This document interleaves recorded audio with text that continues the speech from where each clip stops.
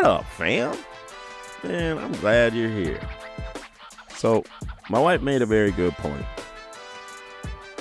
Maybe since drugs were starting to affect more than just the inner city, maybe we're starting to open the government's eyes like, oh shit, this is a fucking problem. We got a fucking epidemic on our hands. We need to do something. I mean, we still have a problem, but now it's just fentanyl. Hey, and if you like the show and these episodes, you can join the Discord and the rest of the Guild of the Continuum. Right now, it's just me and my cat memes. But you know what they say, if you build it, well, then it's built. Now what? Welcome to the Time Machine Diaries. Today's episode is the war on drugs that was never about drugs. Or how America used drugs to keep people of color in chains and then got real confused when it fucking backfired. I'm Cohen.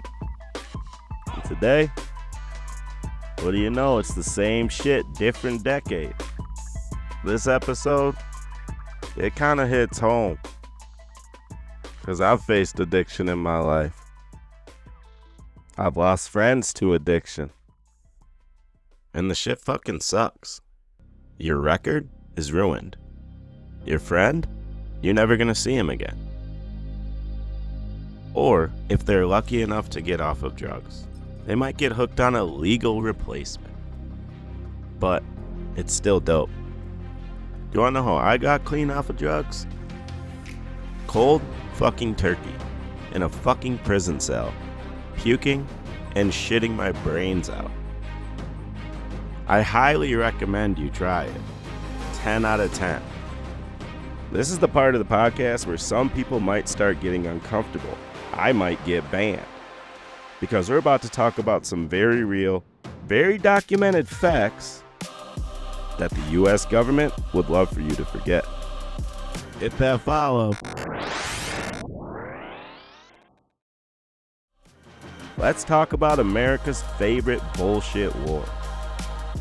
Nah, not the war on terror, not the war on poverty, not whatever the fuck we were doing in Afghanistan for 2 decades. Our troops getting fucking dysentery.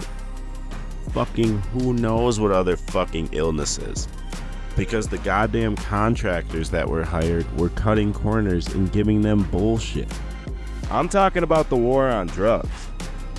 The war that's never actually been about drugs, but instead has been about control, incarceration, and fucking people over while pretending to be morally superior. Now, for those of you sitting there thinking, well, drugs are bad, Cohen. Don't you care about the children? This is not a debate about whether drugs themselves are harmful. Obviously, some of them will fuck your life up. Fucked my life up for 18 years. Thankfully, I met my wife. But anyway, that's not the point. The point is that the U.S. government has never given a shit about whether drugs hurt people. If they did, you think Purdue Pharma would still exist? Go check their website. That motherfucker's still active. You think Big Tobacco would have spent decades lying about lung cancer? Nah.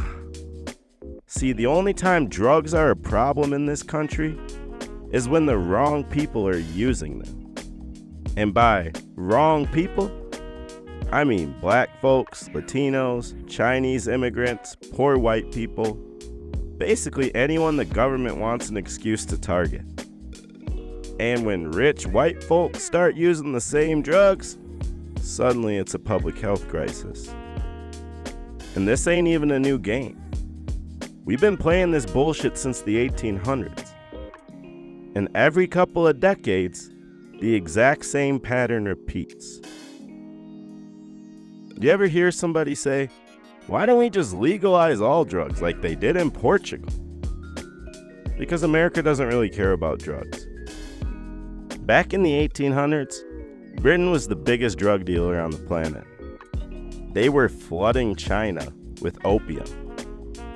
And when China said, man, y'all need to stop that shit, Britain was like, fuck you, we're gonna do it anyway. They fought 2 fucking wars over it. And Britain won both times. And the result? China was drowning in addiction, and Britain was raking in insane profits. And I've heard it called Great Britain before, but I leave the great part out. Well, there's a whole list of atrocities. And then how'd the US get involved? Well, Chinese immigrants start coming to the US in the late 1800s. Some of them brought opium with them, a drug that was perfectly legal at the time. White people were also using opium. No problem there. But as soon as people started associating it with Chinese immigrants, suddenly it was a problem. And in 1875, San Francisco bans opium dens because they claimed white women were hanging around too many Chinese men. They didn't ban opium, just where it was being used. And before we talk about Vietnam, heroin, and crack, we gotta go to the first major drug panic in the US. That's right. We gotta talk about reefer madness. And if you've ever seen that shit, it's fucking hilarious. Now listen. There was a time in America when marijuana was not only legal, it was common as hell. Back in the 1800s, people were using hemp for paper, ropes, medicine, you name it, and nobody gave a damn. Hell, it was growing everywhere. There was no Fox News panel talking about the dangers of marijuana. No politicians giving speeches about our children are being corrupted. It was just another crop. But then, Mexican immigrants showed up. After the Mexican Revolution in 1910, a wave of Mexican immigrants came to the US, bringing their culture, their language, and their preferred way of relaxing: smoking weed. And almost immediately, marijuana went from being just another plant to being the devil's lettuce. And that's when they pulled out the biggest load of propaganda bullshit ever printed on film: reefer madness. Let me sum it up for you. It's a 1936 film that basically claims if you take one hit of marijuana, you will turn into a violent, sex-crazed, psychotic murderer. Like, we're talking full-blown smoke a joint and suddenly you're robbing banks, stabbing your grandma, and committing war crimes. And the best part? People actually believed this shit. There might even be people today that still believe this shit. Well, America at the time was suspicious as fuck of brown folks. They ate that shit up like fucking Thanksgiving dinner. And the government started pumping out one ridiculous lie after another. They said weed made black men want to sleep with white women. They say it made Mexican workers lazy and dangerous. They say jazz musicians were using it to brainwash young people into a life of sin. And you might be thinking, well, that's stupid. Nobody'd fall for something like that today. Oh, really? Fast forward to the 80s and 90s, and you got DARE officers coming into schools telling kids if they smoke weed, they'll be addicted to heroin within a week. Same bullshit, different decade. And what's fucked up about this, I didn't know shit about drugs until they came into my school and they showed me a video about where to go buy drugs and told me everything I needed to know about drugs. But anyway, the real reason behind all this, finding a way to control the people who used it. And that's when the government realized, oh shit, We can use drug laws as a loophole to lock up whoever the fuck we want. Because the next time the same game got played, it involved a little place called Vietnam. Now here's the thing about war. It fucks people up. And when you send a bunch of 18-year-olds into a jungle to fight a war they don't even understand, or they were forced to go, they're gonna find a way to numb that pain. And that's exactly what they did in Vietnam.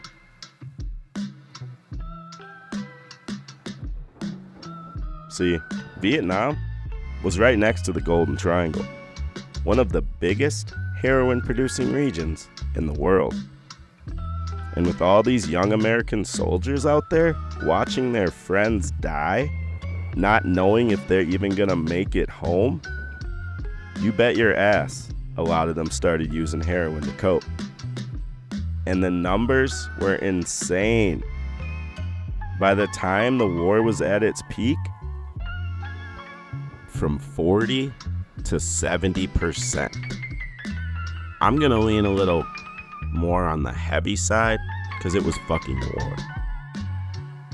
I had a friend that signed up to join the army and he became a sniper and went to Afghanistan. And let me tell you, he fucking came back changed.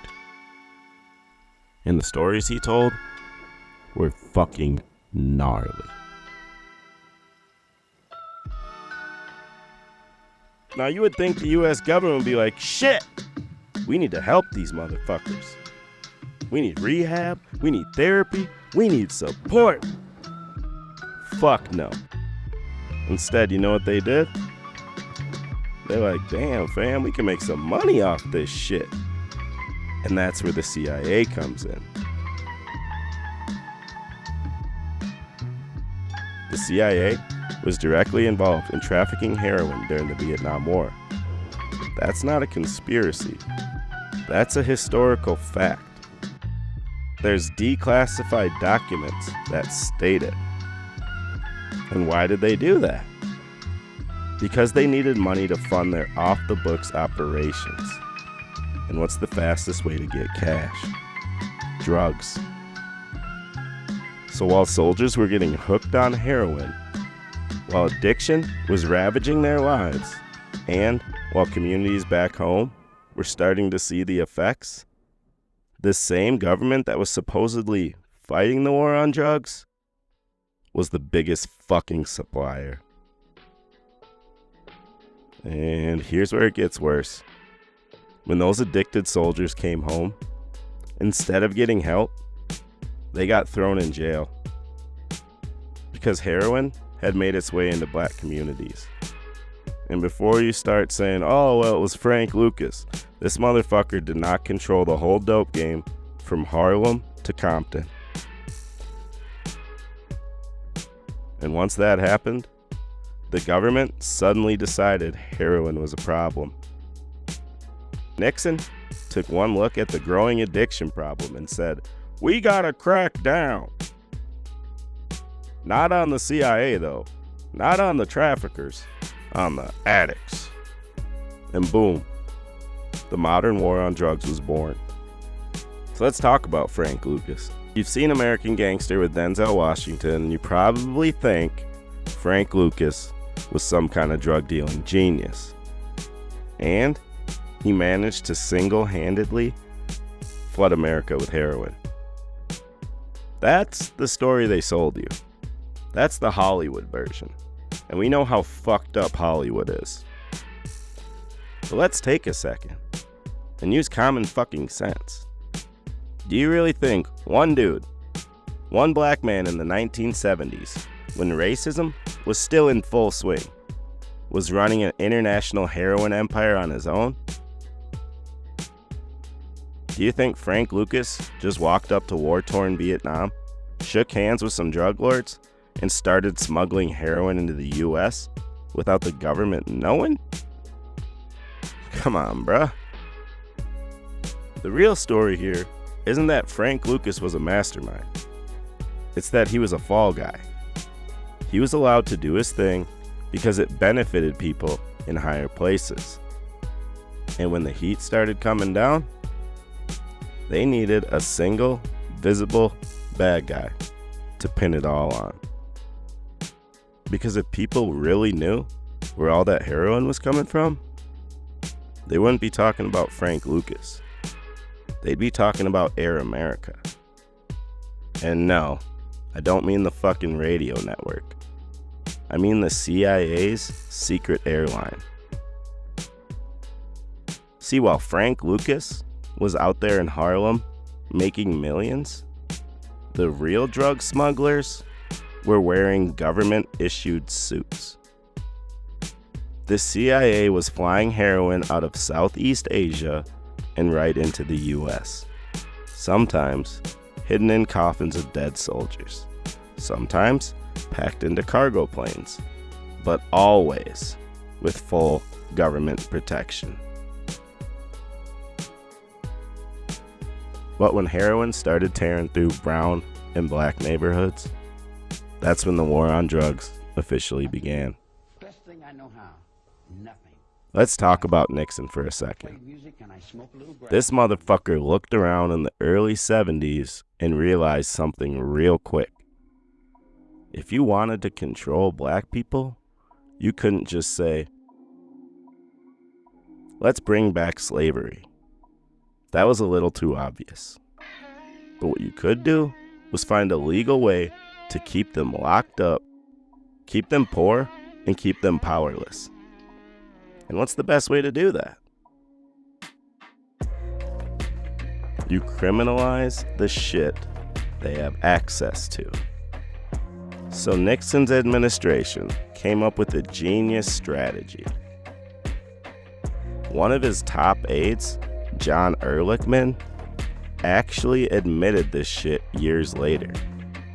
He said, and I quote, "The Nixon campaign in 1968 and the Nixon White House after that had two enemies, the anti-war left and black people. We knew we couldn't make it illegal to be against the war or to be black. But by getting the public to associate hippies with marijuana and black people with heroin, and then criminalizing both heavily, we could disrupt those communities." End quote. There it is, straight from the fucking horse's mouth. The war on drugs wasn't about drugs. It was about finding a way to lock up black people and anti-war activists without looking like a racist dictator. And Reagan? Oh man, this dumb fuck took that shit and turned it into a fucking nightmare. By the 1980s, the crack epidemic was tearing through black communities. But here's the thing. The US government had a direct hand in making it happen.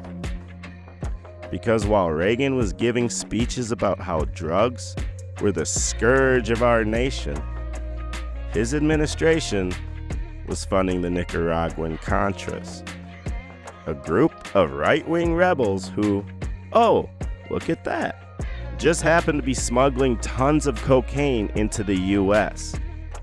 And where'd that cocaine go? Right into the streets of Black America. And the moment crack started spreading, Reagan and his team used it as an excuse to pass some of the most racist, oppressive drug laws in history. Powder cocaine, used mostly by rich white folks, small sentence. Crack cocaine, used mostly by poor black folks, life in fucking prison. And just like that, the prison industrial complex exploded. Private prisons started popping up left and right, filling their cells with black men who got caught with a few grams of crack. Suddenly, locking people up was big business. So the next time you hear someone talking about the war on drugs, just remember, it was never about the drugs. It was always about the people. And depending on who those people were, The government either saw them as criminals or victims. And with that, I bid you adieu. If you like the show, consider supporting us on Patreon, THO420. We're on Instagram, Time Machine Diaries. Trying to get some video episodes put up on YouTube, but I ain't got time. I'm a one-man show. I got 3 kids and a nagging wife. So I do what I can when I can. Stay up, be safe. Stay the fuck away from opioids. I've lost too many people. My wife's lost too many people. The world has lost too many people. We need to get it together. This is fucking bullshit. Hey, and the name of this artist is Simo. Go give him a follow. This shit fucking slaps.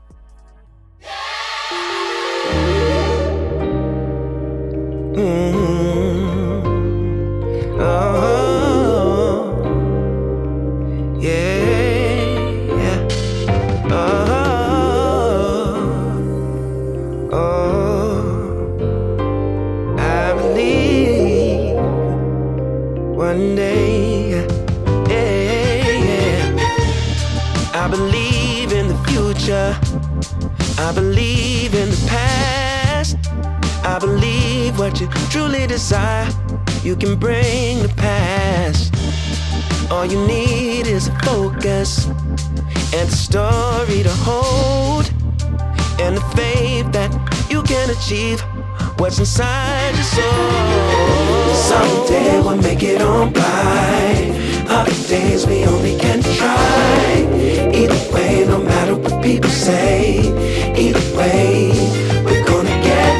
Someday we'll make it on by. Someday. Other days we only can try. Either way, no matter what people say, either way, we're gonna get better. Know that you can make it. Hold it tight, cause they will try to take it. Keep it close, cause they will try to shake it. But whatever you do, don't let them break it. Cause each moment's just a new chance to take into your own hands and shape the life you see inside your dreams. Someday we'll make it on by. Someday. Other days we only can try. Either way, no matter what people say, either way, we're gonna get. Someday we'll make it on. Someday we'll make it. Other days we only can try. Either way, no matter what people say, either way, we're gonna get better. In your heart there lives a dream for your soul to master. From the moment that you breathe, get to chasing after, yeah. All that you want, all that you ever dreamed. You can make anything of this life. Someday we'll make it on by. Other days we only can try. Someday we only try. No matter what people say, either way, we're gonna get.